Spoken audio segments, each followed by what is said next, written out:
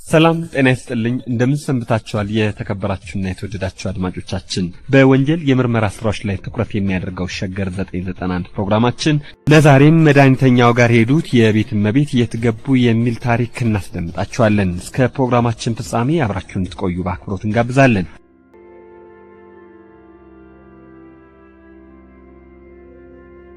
መድኃኒት ፍለጋ ከቤታቸው ወጥተው ያልተመለሱት ወይዘሮ ማሚቴ ወዴት ደረሱ የሚለውን ምርመራ ለማጣራት የተሰማሩት ፖሊሶች ከደሴ ከተማ 31 ኪሎ ሜትር ርቀት ላይ ከምትገኘው ተውልድሬ ከምትባለው መንደር ውስጥ ከሚኖረው ኃይሉ ደምሴ ቤት አንድ የፖሊስ ባልደረባ በሽተኛ መስሎ ከተመለሰ በኋላ የሚከተለው ውጤት ተገኝቶ ነበር። ጠንቋዮች ነን የሚሉትንና ደምሴ ኃይሉ በአካባቢው ሰዎች የቁልምጫ ቃል አዋቂው ሐኪም እየተባለ ይጠራል። ተጠርጣሪው ደምሴ ማናቸውንም አይነት ህመም ለማዳን የሚችል መሆኑንም ይናገራል። ለዚህ ምክንያት ከወላድ ሴቶች አንስቶ ያልተረጋገጠ ዛር ሰፈረብን የሚሉ በሽተኞች ሁሉ እሱን ይማጸናሉ ይባላል። ከሐይቅ ከተማ በግምት 6 ኪሎ ሜትር ርቀት ላይ ከሚገኘው ተውለደሬ ከተባለው ቀበሌ ነዋሪ የሆነው ይኸው ተጠርጣሪ ዋናው ሥራው እርሻ ሲሆን ለእርሻ ተግባሩ መሳሪያ የሆነው ይኸው የመድኃኒት አዋቂ ነው መባሉ ነው። ከበሽተኞች ገንዘብ ስለሚያገኝ ብዙ የቀን ሠራተኞች በእርሻው ሥራው ላይ ለማሰማራት ረድቶታል።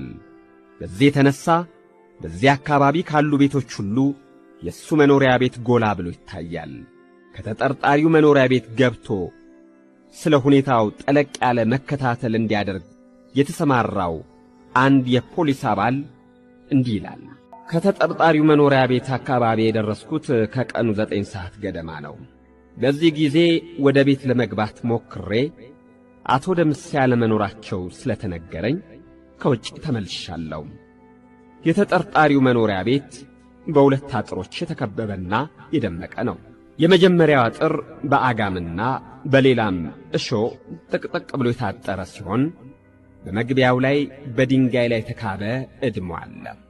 ከመጀመሪያውና ከሁለተኛው አጥር መካከል ሰፊ ሜዳ ይገኛል። ይህም ሜዳ በክረምት ጊዜ ልዩ ልዩ የጓሮ አትክልቶች የሚበቅልበት ሲሆን እኔ ከመድረሴ በፊት ግቢው በበሬ መታረሱን ሰምቻለሁ። ይህ ሁኔታ ግን ለዚህ አካባቢ ገበሬዎች ፈጽሞ አዲስና ተደርጎ የማይታወቅ እንግዳ ነገር ነው ይባላል። ማንም ገበሬ ከሽምብራ እርሻ በቀር በመስከረም ወር ግቢውን አርሶ አያውቅም። ተጠርጣሪውም ቢሆን ግቢውን በደረቁ ከማረሱ በቀር ምንም አይነት ዘር እንዳልዘራ አረጋግጫለሁ። ከዚህ በቀር ከጠቅላላው ግቢ የታረሰው በመኖሪያ ቤቱ በስተኋላ የሚገኘው በግምት 500 ካሬ ሜትር የሆነው ቦታ ብቻ ነው። ስለዚህ ጉዳይ በአካባቢው ነዋሪ የሆኑትን አንዳንድ ሰዎች ጠይቄ ነበረም። አንዳንዶቹ በሰጡኝ መልስ ሰውየው ዛር አለብኝ ስለሚልና አንዳንድ ጊዜም ወደፊት የሚሆነውን አውቃለሁ የሚል ስለሆነ ምናልባት በውቃቢው ትዕዛዝ እየሠራው ይሆናል የሚል ነው። እኔም እስከ ምሽቱ 3 ሰዓት ድረስ በተጠርጣሪው መኖሪያ ቤት የውጭ አጥር ስር ተጋድሜ ካመሸው በኋላ ሰውየው ወደ ቤቱ ባለመግባቱ የተነሣ የሚያስገባኝ በማጣት የተመልሼ በአካባቢው ከሚገኝ አንድ መኖሪያ ቤት በልመና አድሬአለሁ። እዚህ ጊዜ የገጠመኝ ወይም ስለ ተጠርጣሪው የሰማሁት አዲስ ነገር አልነበረም። በማግስቱ የተለመደው ተግባሬን ለማከናወን በማለዳ ወደ ተጠርጣሪው መኖሪያ ቤት ሄጄ መከታተሉን ቀጥዬ ነበረም። ሆኖም ሰውየው አሁንም ከሄደበት አልመጣም ስለተባለ መድኃኒት ፍለጋ የመጡ አንዳንድ ሰዎች ሲመለሱ አይቻለሁኝ። በዚያው አካባቢ ስጠባበቅ ቆዬ ከቀኑ 6 ሰዓት ላይ ተጠርጣሪው ከአንድ ሰው ጋር ወደ ቤቱ ሲገባ ተመልክቻለሁ። ከዚህ በኋላ ለመታከም የመጣው መሆኔን አስረድቼ ወደ ተጠርጣሪው መኖሪያ ቤት ለመግባት ችያለሁ። ወደ ተጠርጣሪው አቶ ደምሴ ኃይሉ ቤት የገባው ፖሊስ ትረካውን ይቀጥልልናል። መኖሪያ ቤቱ ከዚያ አካባቢ ካሉ ቤቶች ሁሉ በተለየ ሁኔታ የተሠራ ባለ 1 ፎቅ የጭቃ ቤት ነው። ሁለቱን አጥሮች አልፌ ከቤቱ ደጃፍ ሲደረስ በመጀመሪያ የሚገኘው ክፍል መድኃኒት ፍለጋ የመጡ በሽተኞች የሚቀመጡበት የእንግዳ መቀበያ ነው። በዚህ ክፍል የጠናበት በሽተኛ የሚያርፍበት አንድ የእንጨት አልጋ ይገኛል። ወደዚህ ክፍል በገባው ጊዜ የተቀበለኝ አንድ አሽከሩ ነበረም። እንዳጋጣሚ ሆኖ በዚያ ሰዓት ለመታከም የመጡ ሌሎች ሰዎች ስላልነበሩ ግቢው ጭር ያለ ሆኗል። የሚደግፈኝ ሰው ባላገኝም በተቻለኝ መጠን የተዳከምኩ መስዬ በመታየቴ ሰውየው ከማረፊያ ክፍሉ ተጠርቶ ከእኩለ ሰዓት በኋላ ስለመጣ ለመጀመሪያ ጊዜ የተጠርጣሪውን ገጽ ለማየት ችያለሁ። ተጠርጣሪው አቶ ደምሴ ኃይሉ አትኩሮ ተመለከተኝና ምንክን ያመሃል ሲል ጠየቀኝ። እኔም ሁለመናዬን ያንዘፈዝፈኛል አልኩትኝ። ለምርመራው ወደሚቀጥለው ክፍል እንድገባ አዞኝ የበሩን አቅጣጫ በእጁ አሳየኝ። በዚያ ክፍል ውስጥ አንድ አልጋ ይገኛል። በዚያ ጋደም እንዳልኩ ዓይኖቼንና የእጅ መዳፎቼን በመመልከት ስለ በሽታዬ ለመረዳት ሞከረም። ሕመሙን እንዴት እንደጀመረኝ፣ ምን ጊዜና በምን ምክንያት እንደሚነሳብኝ እንዲሁም እስከ ዛሬ ድረስ የወሰድኩት መድኃኒት እንዳለ ጠይቆኝ ነበረም።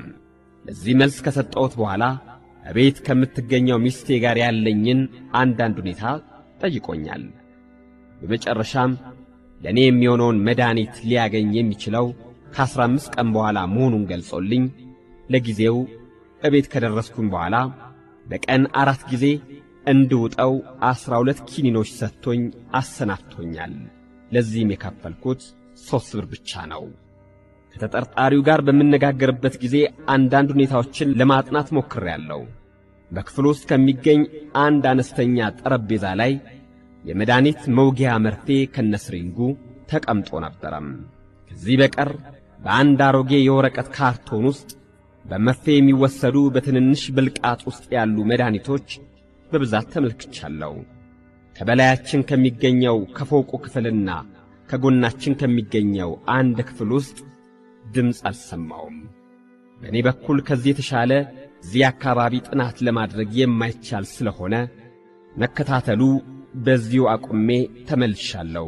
ስለዚህ ጉዳይ አጥጋቢ ውጤት የሚገኘው አሽከሩን ወይም አብሮት የሚሠራውን ሰው ይዞ መጠየቅ ብቻ ነው በማለት አዋቂ ነኝ ወደሚለው ቤት የገባው የምርመራው ባልደረባ ፖሊስ ሪፖርቱ ላይ ገልጿል። ፖሊሱ ካቀረበው ሪፖርት ውስጥ የምርመራ ቡድኑ 3 ነጥቦችን አውጥቷል። አንደኛው ያለ ጊዜው የተጠርጣሪው ግቢ መታረሱ፣ ሁለተኛው ለቀረበው በሽተኛ ሁሉ ይሄ መድኃኒት አዋቂ ነኝ የሚለው ሰው መድኃኒት ማዘዙ፣ ሦስተኛው ሴትዮዋ በተጠርጣሪው መኖሪያ ቤት ውስጥ ያለመገኘታቸውን ነው። እነዚህንም 3 ነጥቦች አንድ በአንድ የምርመራ ቡድኑ መርምሮታል። ስለ ወንጀሉ አፈጻጸም አንዳንድ ግምታዊ ጭብጥ በይሆናል ለመስራት አብቅቶታል። ከሁሉም በፊት ግን አትኩሮ የተመለከተው የተጠርጣሪው ግቢ ያለ ጊዜው ለምን ታረሰ የሚለው ጥያቄ ነው። ይህን ጥያቄ ከተጠርጣሪው የሕክምና ችሎታ ጋር ሲመዛዘን ምናልባት ለሴትየዋ የተመረዘና ጊዜው ያለፈበት መድኃኒት ከሰጣቸው በኋላ በዚሁ ምክንያት ሕይወታቸው በዚያ ቤት ውስጥ ያለፈ ስለሆነ አስክሬኑን በጓሮ ሊቀብር ይችላል። ይህንንም ለማደናገር የቀበረበት ቦታ በግልጽ እንዳይታወቅ ሁሉንም በአዲስ አፈር ለማልበስ ግቢውን አርሷል የሚለው ለምርመራ ቡድኑ አባላት ግምት ሆኗቸዋል። በሁለተኛ ደረጃ ተጠርጣሪው ለፖሊስ የሰጠውን ኪኒን እንዲመረመር ለአንድ የሕክምና ባለሙያ ካሳዩ በኋላ የምርመራ ቡድኑ አባላት በተሰጠው አስተያየት 12ቱም ኪኒኖች ጊዜው ያለፈባቸውና ባለባሌ ዕቃ ከመያዛቸው የተነሳ የመሻገት ምልክት የሚታይባቸው ሶልፋጎናዲ የሚባል የተቅማጥ መድኃኒት መሆኑን አስረድተዋል። ከዚህ ሁኔታ ለመረዳት እንደተቻለው መድኃኒት አዋቂ ነኝ የሚለው መድኃኒተኛ ከልምዱ ባገኘው የሕክምና ዕውቀት ጊዜያቸው ያለፈባቸው መድኃኒቶች በመስጠት ለብዙ ሰዎች ሕይወት ጠንቅ ሊሆን መቻሉን ነው። በዚህ ቤት ውስጥ የተፈጸመውን ምስጢር በበለጠ ለመረዳት ከዚህ የተሻለ ሌላ ዕድል አልነበራቸውም። መርማሪዎቹም ግን አንድ ምርጫ ነበራቸው። ይኸውም የተጠርጣሪው ሰው ሠራተኛን ይዞ በመመርመር ፍንጭ ለማግኘት ጥረት ማድረግ ነው። ይህ ደግሞ ምርመራውን የሚያጠፋባቸው አቅጣጫ በመሆኑ በተቻለ መጠን ከተጠርጣሪው ቤት ገባ ወጣ ከሚሉ የቅርብ ሰዎች መካከል አንደኛውን በአንድ ሌላ ሰው አማካኝነት አግኝተው ፍንጭ ለማግኘት ሞከሩም። ከዚህ በኋላ ባገኙት ውጤት ተጠርጣሪውን አቶ ደምሴን ለመያዝና ለመመርመር ወንጀሉን ባያምንም ከታረሰው ማሳ ውስጥ አንድ የተደበቀ ምስጢር ለማውጣት የሚያስችል ነበረም። አሁን ምርመራው አስቸጋሪ አልነበረም። መድኃኒተኛው ደምሴ ኃይሉ ተይዞ ቀረበም። ወንጀል እንደፈጸመ ሰው ድንጋጤ አይታይበትም። በንጹሕነቱ ወይም አንድ የማያስነካ አይዞባይ ተገን ያለው ሰው ይመስላል። ሁኔታውን በሚገባ መርማሪዎቹ ከተረዱ በኋላ ስለ ሴትዮዋ ሁኔታ ጠየቁት። በቀጥታ የእምነት ቃሉን ለመስጠት ፍቃደኛ አልሆነም። ፖሊሶቹ ምስጢሩ የታወቀ መሆኑን እንዲገባው ለማድረግ ከፈጸመው ወንጀል ጥቂቱን አስረዱት። ይህኔ ኮስታራ የነበረ ገጹ በቅጽበት ወደ ሐዘንተኝነት ተለወጠ። ፖሊሶቹ ለጥቂት ደቂቃዎች ያህል ዝም ካሉት በኋላ አብሮት የነበረው ሰው ማን እንደሆነ እንዲያስረዳ ጠየቁት። የት እንደሚኖር አላውቅም፣ ስሙ ግን አሰፋ ወይም አስፋው መሆኑን ነግሮኛል። እንደ ሴትዮዋ መድኃኒት ፍለጋ የመጣ መንገደኛ ነበረ አለ። ሴትዮዋ የሞቱት መርፌ ከተወጉ በኋላ ምን ያህል ጊዜ ቆይተው ነው ሲሉት ፊቱን ኮስተር ካደረገ በኋላ ወዲያው እኮ ነው ለእኔ ምክንያት ሆነች እንጂ ሴትዮዋ ቀድሞውንም የተዳከመች በሽተኛ ነበረች ሲል መለሰላቸው። ከዚህ በኋላ ከመጀመሪያው አንስቶ እስከ መጨረሻው ድረስ ረጋ ባለ መንፈስ ድርጊቱን እያስረዳ የእምነት ቃሉን በጽሑፍ ሰጣቸው። እውነተኛው ጉዳይ ሴትዮዋን አንድ መርፌ ከወጋቸው በኋላ ወዲያውኑ ሕይወታቸው ስላለፈ ከአንድ አባሪው ጋር ሆኖ ከጓሮ የቀበራቸው መሆኑ ነው። ያለ ጊዜው የታሰረው የግቢው የአትክልት ማሳ ምስጢር ሴትዮዋ የተቀበሩበት ቦታ እንዳይታወቅ ለማድረግ አካባቢውን በአዲስ አፈር አመሳስሎ ለማልበስ የተደረገ ዘዴ ነበረም።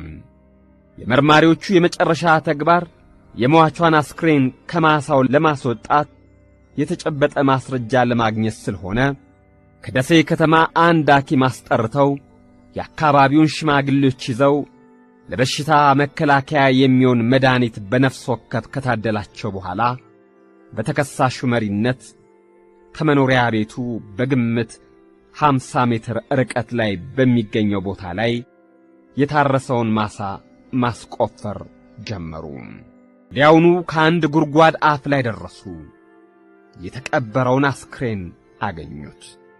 ተከሳሹ ሴትዮዋን የቀበራቸው ከነልብሳቸውና ከነጫማቸው እንዳሉ ሲሆን ይዘውት የነበረውንም ጥላ አብሮ ተቀብሮ ነበረም። ይህንንም ያደረገው ማስረጃ ለማጥፋት ነበረም። አስክሬኑ በሙቀት ስፍራ የተቀበረ በመሆኑ በመፈራረስ ላይ ነበረም። እነዚህ የፖሊስ ጓዶች የሙያ ግዴታቸው በመሆኑ ሳይጸየፉና አደጋ ያስከትልብን ይሆናል ብለው ሳይፈሩ የፈራረሰውን አጽም ለቃቅመው ለምርመራ ወደ ሐኪም ቤት ላኩም። ከዚህ በኋላ የነበረው ምርመራ ተከሳሹ ከሟቿ ጋር ስለነበረው ግንኙነትና ወንጀሉን በምን ምክንያት እንደፈጸመው ማጣራት ነው። በተገኘው ምርመራ ውጤት መሠረትም ተከሳሹና ሟቿ ቂም በቀል አልነበራቸውም። ከዚያም በፊት አይተዋወቁም ነበረ። ወንጀሉ ሊፈጸም የቻለውም ችሎታ ሳይኖረው በፈጸመው የሕክምና ጠንቅ ደማቸው በመድኃኒት በመመረዙ ነው። ከጉድጓድ የወጣው ሬሳ ለሐኪሙ ምርመራ አስቸጋሪ ቢሆንም አስክሬኑ የሰው ለመሆኑ በቂ ማስረጃ ግን ተገኝቶበታል። መድኃኒት ፍለጋዋ ወይዘሮ መርፌውን የተወጉት በታፋቸው ሲሆን ጊዜው ያለፈበት መድኃኒት በመሆኑ ወይም የሟቿ ሰውነት ለመርፌ መድኃኒት አላርጂክ በመሆኑ ወይም በታፋቸው የተሰጠው መርፌ የሟችን ደም ስር በማግኘቱ ሳይሆን እንዳልቀረ ተገምቷል። ከተከሳሹ ጋር ሆኖ ሟቿን ቀብሯል የተባለው ሁለተኛው ተከሳሽ ባለመገኘቱ በዚህ ወንጀል ተከሶ ለፍርድ የቀረበው ሐኪም ነኝ ባዩ ደምሴ ኃይሉ ብቻ ነው።